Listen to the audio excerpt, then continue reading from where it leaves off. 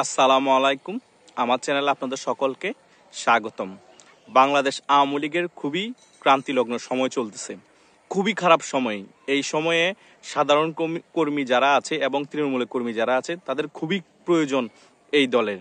এখন অনেক সাধারণ কর্মী, তৃণমূলের সকল কর্মী, এই অনেক সিনিয়র নেতৃবৃন্দের অনেক কার্যকলাপের কারণে তাদের অনেক ক্ষোভ। তারা নাকি 5ই আগস্টের পরে কোনো খবর রাখেনি, কোনো ধরনের সাহায্য করেনি। সেই কারণে সাধারণ কর্মী যারা তৃণমূলে আছে তাদের অনেক ক্ষোভ রয়েছে অনেক সিনিয়র নেতৃবৃন্দর প্রতি। এখন আমার সবচেয়ে গুরুত্বপূর্ণ ব্যাপারটা আমি বলতে চাচ্ছি, মেইন ব্যাপার হচ্ছে আপনারা যারা তৃণমূলের কর্মী আছেন তারা যদি এখনো ক্ষোভটা রেখে দেন 5 মাস পরেও, তাহলে আমাদের দলের ক্ষতি, নিজের ক্ষতি। কারণ আপনারা দল ক্ষমতায় যদি না আসে, ভালো একটা সিচুয়েশনে দল অবস্থায় না আসে, তাহলে ঘুরে ফিরে আপনারা ঘর বাড়ি ছাড়া হবেন, মামলা, জেল জুলুম আপনাদের ফেস করতে হবে। সিনিয়র নেতারা খবর নেক আর না নেক, তার থেকেও বেটার হচ্ছে মনের সকল ধরনের ক্ষোভ, তারপরে রাগ, সবকিছু ভুলে গিয়ে আপনারা তৃণমূলের যারা কর্মী আছে তারা দলকে সুসংগঠিত করার জন্য কাজ করে যান। সকলের সাথে যোগাযোগ স্থাপন করে কিভাবে দলকে আবার সামনে নিয়ে এগিয়ে যেতে পারবেন এবং দলকে সুসংগঠিত করতে পারবেন সে ব্যাপারে কাজ করতে হবে। কারণ এখন দুঃসময়ের মধ্যে রাজপথে যেই নেতৃত্ব দিবে সেই হচ্ছে প্রকৃত নেতা, আর সঠিক সময়ে এবং দল যখন ক্ষমতা আসবে তাকে মূল্যায়ন করা হবে। এটা হচ্ছে বাস্তবতা। কারণ দুঃসময়ে প্রকৃত নেতা তৈরি হয়। আর আপনারা যারা এখন দুঃসময়ে দলের পক্ষে কাজ করবেন, মান অভিমান খুব ভুলে, তারাই সামনে নেতৃত্ব দিবেন, তারাই বড় নেতা হবেন, এটাই সত্য কথা।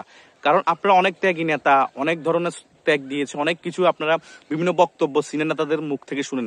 তারাও কিন্তু এইসব তৃণমূল থেকে উঠে এসেছে এবং এসব কিছু ফেস করে সামনে বড় নেতা হয়েছে। জাস্ট রেডিমেড কিছু বাপের দিন না কথা আছে না, বাপের দিন না ক্ষমতা পাওয়া ছাড়া, মানে বাপে বড় নেতা ছিল এরপরে ছেলেও নেতা হয়ে গেছে, তারা ছাড়া, তাদের কথার বাইরে আমি বলতেছি, তারা প্রকৃত নেতা ছিল, প্রকৃত দুঃসময়ে দলের জন্য কাজ করেছে, তারাই বড় নেতা, আগেও ছিল, এখনো থাকবে। আর যারা এই দুঃসময়ে কাজ করবেন তারাও সামনে বড় নেতা রূপে ফিরে আসবেন এবং দল তার মূল্যায়ন করবে। এটা আমি বলে দিচ্ছি, এটা ফল পাবেন আপনারা যারা কাজ করবেন এখন থেকে। তাই আমি সকলের কাছে অনুরোধ করব, যারা তৃণমূল কর্মী আছেন, দুর্নীতিবাজ, চাঁদাবাজ, ইয়াবা ব্যবসায়ী, এই ধরনের লোক ছাড়া তৃণমূলের সকল কর্মীদেরকে সংগঠিত করুন, সামনে যাতে আওয়ামী লীগকে নেতৃত্ব দিতে পারে, ছাত্রলীগের নেতৃত্ব দিতে পারে, যুবলীগের নেতৃত্ব দিতে পারে। এই ধরনের মাইন্ডসেট করা লোকদেরকে নিয়ে আপনারা সংগঠিত হন এবং দেশের জন্য কাজ করবে, জনগণের জন্য কাজ করবে, দলের জন্য নিবেদিত প্রাণ হবে এবং ভালো কাজের জন্য আমাদের দলকে উদ্বুদ্ধ করবে। এই ধরনের লোকদেরকে নিয়ে আপনারা সংগঠিত হন, সকল রাগ ক্ষোভ ভুলে গিয়ে। কারণ দল বাঁচলে আমরা বাঁচবো, আর আমরা বাঁচলে দেশ বাঁচবে। কারণ দেশই যদি না থাকে, দলে যদি না থাকে, তাহলে আপনারা কি রাজনীতি করবেন? আপনাদেরকে প্রোটেকশন কে দিবে? এখন যে মামলা হামলা হচ্ছে, এগুলো থেকে কি বাঁচতে পারবেন? যদি মনে ক্ষোভ রাগ রাখেন, কারোর সাথে যোগাযোগ না রাখেন, সংগঠিত না হন, তাহলে যতদিন ক্ষমতায় আসবেন আওয়ামী লীগ ততদিনই দমন নিপীড়নের শিকার হবেন।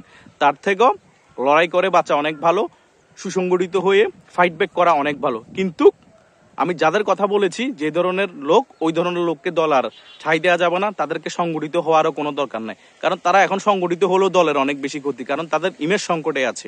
তাই সকলে যার যার এলাকার সিনিয়র নেতৃবৃন্দের সাথে যোগাযোগ স্থাপন করুন, সকল ধরনের সহযোগিতা দেখ বা না দেখ, খবর দেখ, নেক বা না নেক, আগেরটা ভুলে যান। এখন বর্তমানেটা চিন্তা করে হলো, দলের কথা চিন্তা করে হলো, সকলে সিনিয়র নেতৃবৃন্দের সাথে যোগাযোগ করে নিজের এলাকায় সশরীরে সংগঠিত হওয়ার চেষ্টা করুন এবং দলকে কিভাবে কাজ করলে দলের জন্য উপকার হবে, দল কিভাবে রাজপথে নামতে পারবে, কিভাবে আন্দোলন সংগঠিত করতে পারবে, তার পরিলক্ষিতে কাজ করে যান সকল তৃণমূল নেতাকর্মী। আমার উদাত্ত আহ্বান, আপনারা আপনাদের এলাকার যে সিনিয়র নেতৃবৃন্দ, আপনাদের মেইন যে আছে, তার থেকে বিভিন্ন ধরনের নির্দেশনা পাবেন, তার নির্দেশনা অনুযায়ী আপনারা কাজ করে যেতে পারেন।